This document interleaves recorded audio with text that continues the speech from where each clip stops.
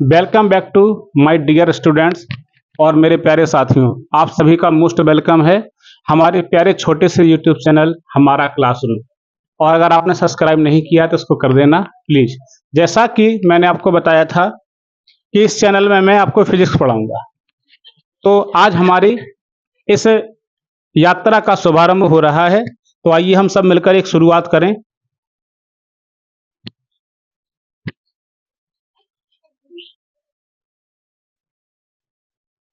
Class 12 physics, आज आपका पहला दिन है। तो प्यारे बच्चों, बहुत अच्छे से, और मैं आपको बता रहा हूं कि आप लोग जो है पेन कॉपी लेकर बैठें।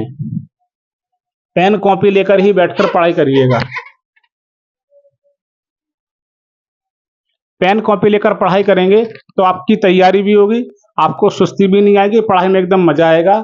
तो सबसे पहले हम जो पढ़ना चाहते हैं उसका सिलेबस हमको पता होना चाहिए।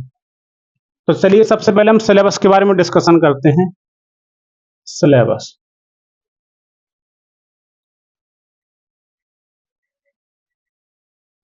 सिलेबस पाठ्यक्रम।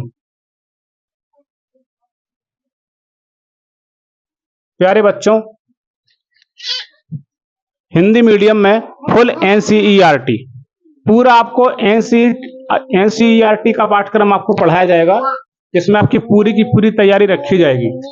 कक्षा 12th के फिजिक्स के पाठ्यक्रम में हमारे पूरे 14 चैप्टर्स हैं। प्यारे बच्चों, 14 चैप्टर्स हैं, जिसमें से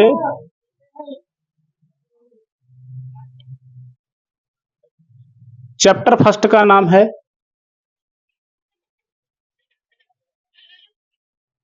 वैद्युत आवेश एवं क्षेत्र। वैद्युत आवेश एवं क्षेत्र। चैप्टर नंबर सेकंड, इसका नाम है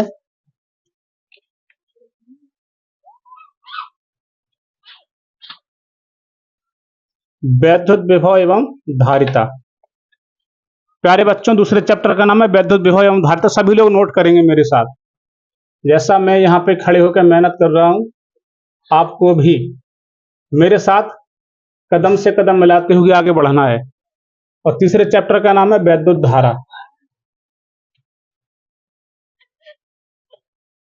ठीक है प्यारे बच्चों, चैप्टर नंबर 3 का नाम है वैद्युत धारा। चैप्टर नंबर 4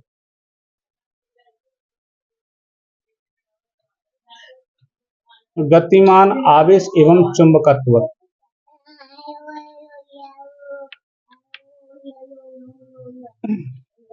गतिमान आवेश एवं चुंबकत्व। इसके बाद मेरे साथ मेरी बच्ची भी आपको पढ़ा रही है, आप सुन रहे होंगे इसकी आवाज। नया ट्यूटर आपको भविष्य में पढ़ाएगा, फिलहाल में आप मुझसे अभी पढ़िए। चैप्टर नंबर 5 चुंबकत्व एवं द्रव्य। इसके बाद चैप्टर नंबर 6, चैप्टर नंबर 6 है विद्युत चुंबकीय प्रेरण।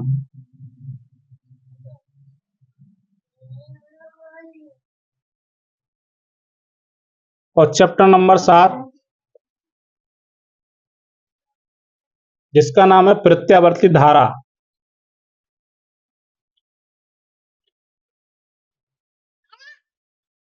प्रत्यावर्ती धारा जी।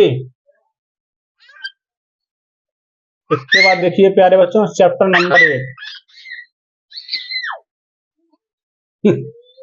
तो आपसे जूनियर टीचर आपके बीच में बोल रहा है, मेरे तो बोलने की हिम्मत भी नहीं पड़ रही है। लेकिन दोस्तों, आज की पहली क्लास है, अभी सोई नहीं है, इसलिए थोड़ा सा मैनेज करिए प्लीज। और चैप्टर नंबर 8 का नाम है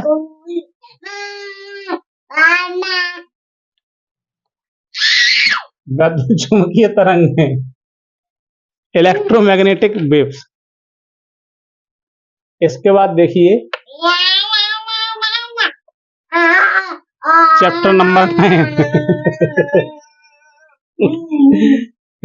chapter number 9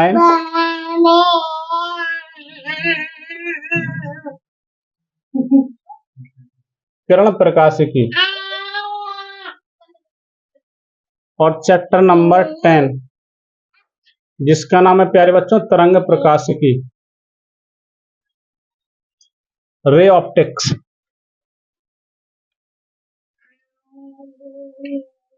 chapter number 11, chapter number 11 का नाम है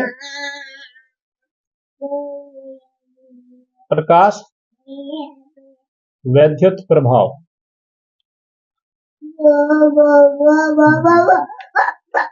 द्रव्य तरंगें। इसके बाद फैल जाएगी बेटू, बेटू यहाँ ले आओ, रोने लगेगी बेटा, ले आओ। अब तो मैं उसको ले जाऊंगा। चैप्टर नंबर 12 पे आते हैं जिसका नाम है परमाणु, एटम। चैप्टर नंबर 13 इसका नाम है नाभिक और चैप्टर नंबर 14 इसका नाम है सेमीकंडक्टर यानी कि अर्धचालक। ठीक है प्यारे बच्चों, तो कक्षा 12 की फिजिक्स में कुल मिला के हमको 14 चैप्टर्स पढ़ने हैं। 14 चैप्टर्स में भी कैटेगराइज है। इसमें से चैप्टर नंबर 1 से लेके और चैप्टर्स नंबर 8 तक, चैप्टर नंबर 1 से लेकर चैप्टर नंबर 8 तक को हम फर्स्ट पार्ट के नाम से जानते हैं और चैप्टर नंबर 9 से लेके चैप्टर नंबर 14 तक इसको हम बोलते हैं सेकंड पार्ट।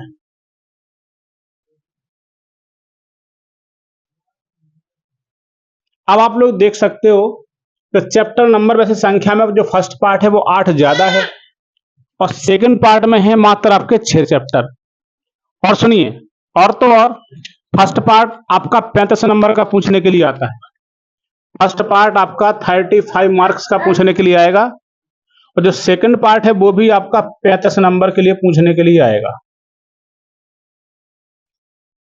अगर इस लिहाजे से देखा जाए तो सेकंड पार्ट आपका छोटा भी है और आपको पूरे के पूरे 35 मार्क दिला रहा है। केवल देखने की दृष्टि से ही नहीं बल्कि पढ़ाई की दृष्टि से भी सेकंड जो पार्ट है आपका वो सरल है, छोटा है, कॉम्पैक्ट है, एकदम से आपको हाई स्कूल वाली फीलिंग आएगी। जब इस सेकंड पार्ट को पढ़ेंगे तो आपको लगेगा कि हाँ हमारे पुराने दिन रिवर्स हो गए। तो आपको बहुत अच्छी से पढ़ाई करनी है मेरे साथ। आज के दिन हम थोड़ा सा सिलेबस डिस्कशन कर रहे थे क्योंकि बच्ची मान नहीं रही है, तो बाकी क्लास में आपकी कल ले लूंगा। ठीक है, आपके पवन सर केमिस्ट्री पढ़ाएंगे आपको और जो भी टीचर आपको पढ़ाने के लिए आएंगे उनको आप अच्छे से पढ़िएगा, अच्छे से डिस्कशन करिएगा। Thank you, bye bye. चलिए, बच्चा शांत हो गया है तो मैं आपको आराम से पढ़ा सकता हूं। तो जैसा कि मैंने आपको बताया कि हमारा पूरा सिलेबस जो है 14 चैप्टर्स में डिवाइड है। फर्स्ट चैप्टर वाकई में आप देख रहे हो फर्स्ट पार्ट आपका 1 लेसन से लेकर 8 लेसन तक है।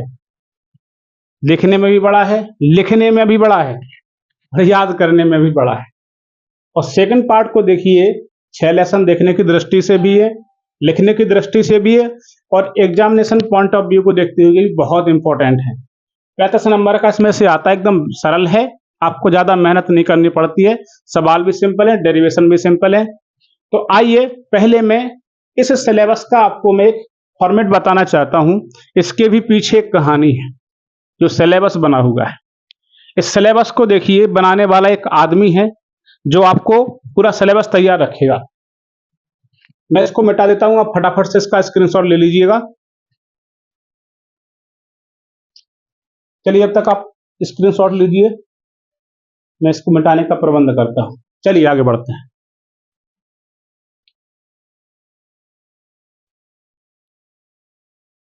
बहुत अच्छी तैयारी हो सकती है आपकी, बहुत बेहतरीन, 100 में से 100 नंबर आएंगे।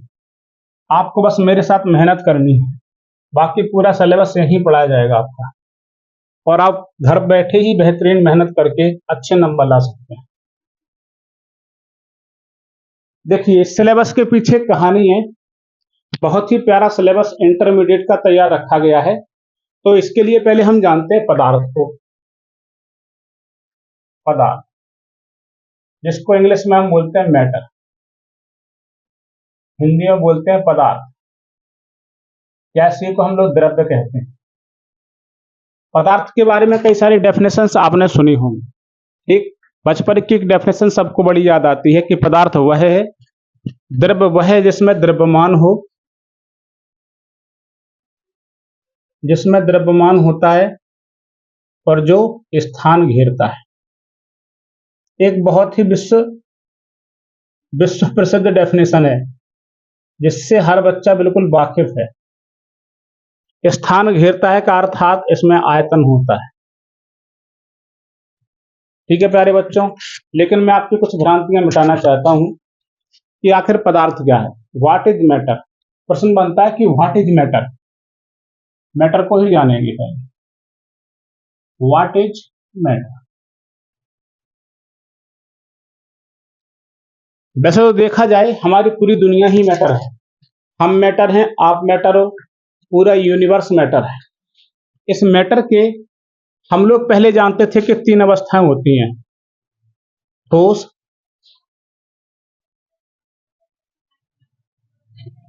द्रव और गैस।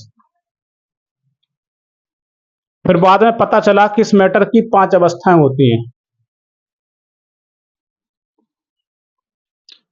एक आपका प्लाज्मा है, ठीक है, प्लाज्मा, और एक आपका है बोस आइंस्टीन कंडेंसेट। क्या इनको बोस आइंस्टीन कंडेंसेट? जी हाँ, आप ध्यान से सुनिए, बोस आइंस्टीन और कंडेंसेट यानी पदार्थ की जो 5वीं अवस्था है वो जगदीश चंद्र बसु और महान साइंटिस्ट आपके अल्बर्ट आइंस्टीन दोनों ने मिलकर इस वाली अवस्था के बारे में एक्सप्लेन किया था। हम भारतीय किसी भी मामले में कम नहीं हैं, चाहे कोई भी फील्ड हो, फिजिक्स का कोई भी फील्ड हो, वो अलग बात है कि हम पेटेंट नहीं करा पाए, लेकिन हर फील्ड में हम सबसे आगे थे। चाहे वो चिकित्सा में हो, चाहे फिजिक्स में हो, चाहे केमिस्ट्री हो, कहीं भी हो, हम भारतीय सबसे अग्रणी रहते हैं।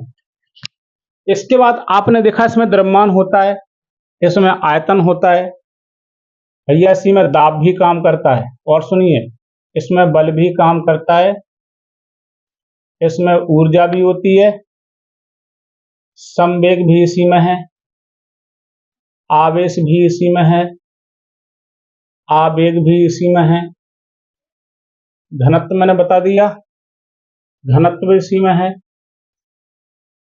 प्रत्यास्थता इसी में है। मैं पूरा बोर्ड भर सकता हूं, या यूं कहो विज्ञान कोई भी हो, चाहे फिजिक्स हो, केमिस्ट्री हो, चाहे बायोलॉजी हो, पूरी की पूरी विज्ञान इसी पदार्थ पे ही काम करती है। इसी पदार्थ को हम जानना चाहते हैं कि पदार्थ का छोटे से छोटा कण क्या है। जिस दिन हम इसका छोटे से छोटा कण समझ गए, उस दिन हम ब्रह्मांड के अनगिनत रहस्यों को उजागर कर लेंगे। हालांकि इसको समझ पाना हमारे अभी बस की बात नहीं है, हो सकता है आगे साइंस इतनी डेवलप हो जाए, लेकिन फिलहाल में मैं आपको भविष्य की झलक नहीं दिखला रहा हूं। आपको सिर्फ ये बताना चाहता हूं कि आप मैटर को समझें कि जो कुछ भी कार्य होता है, चाहे वो हमको दिखे या ना दिखे, वो सब कुछ पदार्थ में होता है। अब पदार्थ में इसमें 2 बहुत मुख्य प्रॉपर्टी जो कि मैंने आपको लिख दिया, द्रव्यमान और आवेश। इस पदार्थ की 2 बहुत खास प्रॉपर्टी, जिनमें से एक है द्रव्यमान और दूसरा है आवेश। इन पे फोकस करिएगा बेटा। द्रव्यमान को लेकर कक्षा 11 की फिजिक्स बना दी गई, केवल द्रव्यमान को लेकर कक्षा 11 की फिजिक्स बना दी गई। अब बचा आवेश। तो आपके दिमाग में भी चल रहा होगा, तो क्या गुरुजी, क्या आवेश को लेके 12 की फिजिक्स बना दी गई?